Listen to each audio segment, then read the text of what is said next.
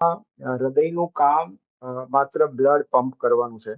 એનાટોમિકલી તમે જુઓ તો મેડિકલી વિચારવાની જવાબદારી હૃદયના ભાગે આવી જ નથી. હૃદયના ભાગે માત્ર બ્લડ પમ્પિંગ નું એક્શન છે.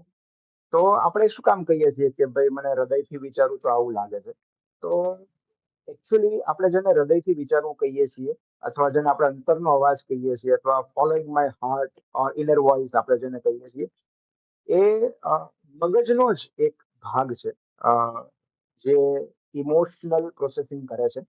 અને આપણે જેમ કહીએ કે હૃદયથી હું વિચારું તો આવું લાગે છે અને મનથી વિચારું તો આવું લાગે છે. તો હકીકતમાં એ હૃદય એ મનના જ બે ભાગ છે, જેમાં જે લોઅર બ્રેઇન છે, જેને અમે એમિગડેલા કહીએ છીએ, લિમ્બિક સિસ્ટમ કહીએ છીએ, એ ઇમોશન સાથે સંકળાયેલું હોય છે, જે દિલથી વિચારે છે, મતલબ જે ઇમોશન્સ થી વિચારે છે, જે થોડું અલ્પ વિકસિત હોય છે, જે સર્વાઈવલ બ્રેઇન હોય છે. અને બહુ લાંબુ વિચારતું નથી, એનામાં તર્ક નથી આવતો, એનામાં રીઝનિંગ નથી આવતું. એ માત્ર લાગણીઓમાં તણાઈને નિર્ણયો લેતું હોય છે, હા. રાઈટ?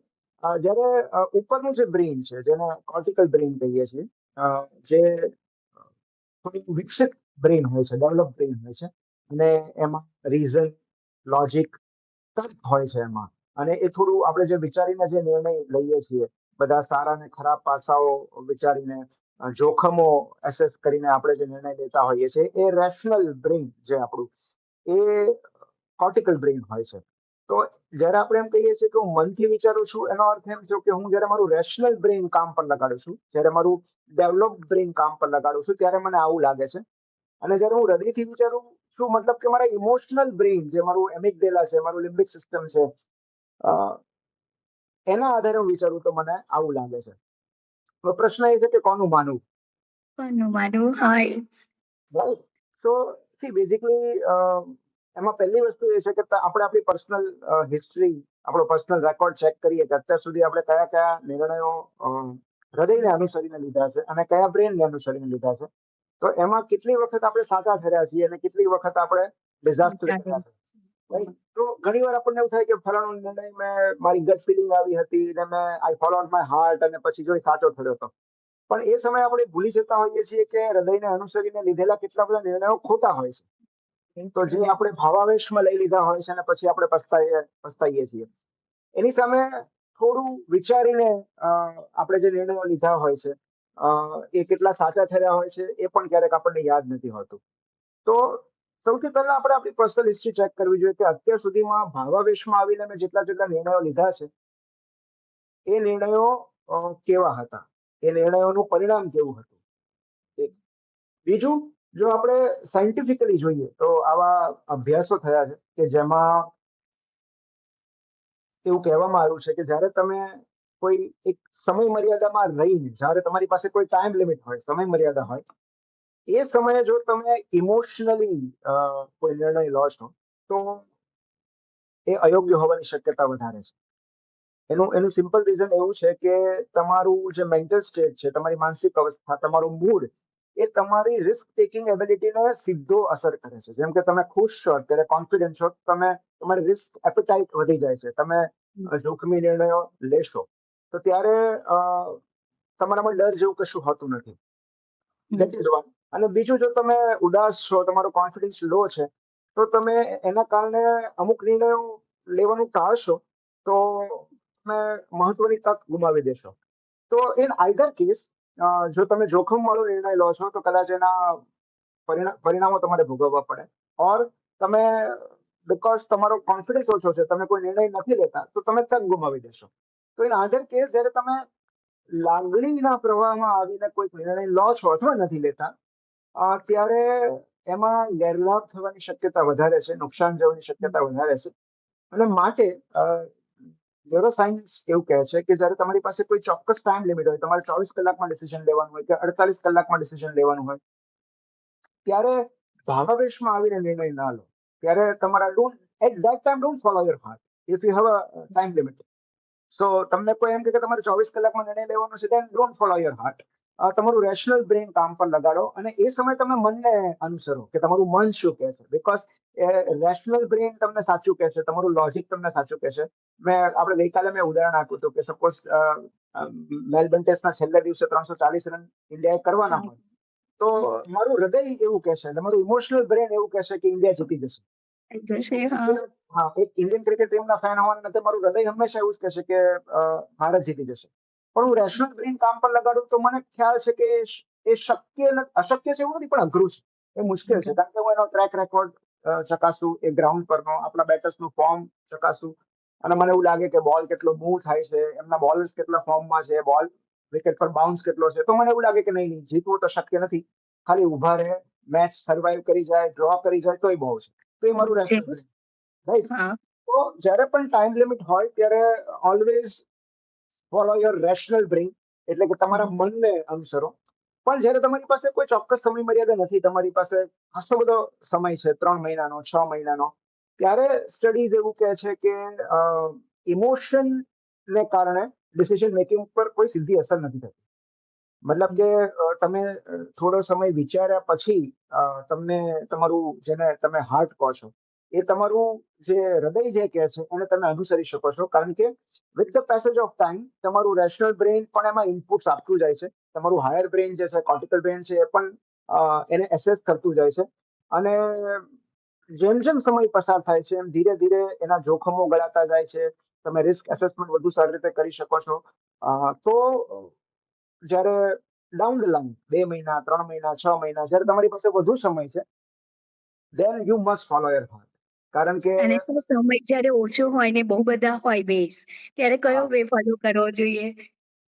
એક બહુ સરસ એક્રોનિમ છે કે never make a decision when you are at halt, HALT, એટલે when you are hungry, angry, lonely and tired.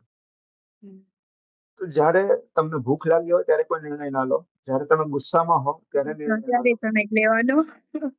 જ્યારે તમે એકલા હો ત્યારે નિર્ણય ના લો. કારણ કે મોટાભાગના જે મહત્વના નિર્ણયો છે એ આપણે એકલા ન લેવા જોઈએ. એટલે આપણી સાથે જેને આપણે ગાઈડ ગણતા હોઈએ, આપણા મમ્મી પપ્પા કે જે પણ આપણા ગાઈડ છે, માર્ગદર્શક છે, ગુરુ છે, તો એમની સાથે ડિસ્કસ કર્યા પછી લેવો જોઈએ. અને વેન યુ આર ટાયર્ડ, જ્યારે તમે થાકેલા હો ત્યારે કોઈ નિર્ણય લેવાનું ટાળવું જોઈએ.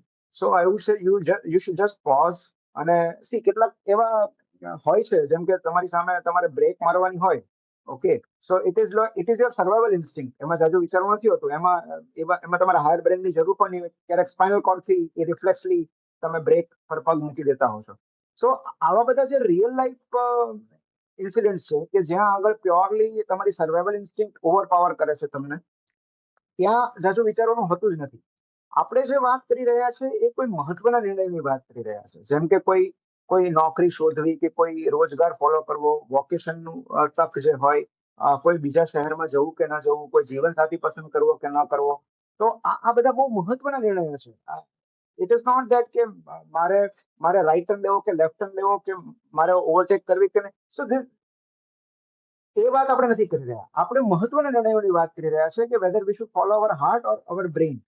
તો એવું છે કે જ્યારે તમારી પાસે વિચારવાનો સમય હોય છે ખાસો બધો, ત્યારે તમને પોસાય છે કે તમે તમારા હૃદયને અનુસરો. પણ if it is a very short time, કે તમારે કોઈ બહેનપણી સાથે કંઈ અણબનાવ થયો હોય અને તમને એવું લાગતું હોય કે સમથિંગ ઇઝ રોંગ, અને ત્યારે તમે ભાવાવેશમાં આવીને જે નિર્ણય લો છો, તો મોટે ભાગે એ તમને એનો પસ્તાવો થશે. બીકોઝ તમારું ત્યારે ઇમોશનલ હાઇજેકિંગ થયેલું હોય છે, તમારું ઇમોશનલ બ્રેન ઓવરપાવર તમને કરતું હોય છે. અને ધેટ ઇઝ ધ રીઝન કે તમે ક્યારેક સાચો નિર્ણય નથી લઈ શકતા, અને પછી તમને પસ્તાવો થાય છે કે મેં થોડીક વધારે રાહ જોઈ હોત તો કદાચ હું વધારે સારો નિર્ણય લઈ શકત. સો એક બહુ સરસ પુસ્તક છે, thinking fast and slow, Daniel કનેમેનનું, જે આપણે કાલે વાત થઈ હતી. તો એમાં સિસ્ટમ 1 અને સિસ્ટમ 2 બે સિસ્ટમ હોય છે આપણા બ્રેનની. સિસ્ટમ 1 કે જે ઝડપી નિર્ણયો લે છે, જે ફાસ્ટ વિચારે છે, અને સિસ્ટમ 2 જે છે એ સ્લો થિંકિંગ કરે છે, એ ધીમું વિચારે છે, રેશનલ બહુ વિચારે છે, અને ઘણા બધા પાસાઓ વિચાર્યા પછી એ કોઈ ડિસિઝન પર આવે છે. હું તમને એક નાનો કોયડો પૂછું છું કે એક બોલ અને બેટ ની કુલ કિંમત 110 રૂપિયા છે, ઓકે. બોલની કિંમત કરતા બેટની કિંમત 100 રૂપિયા વધારે છે.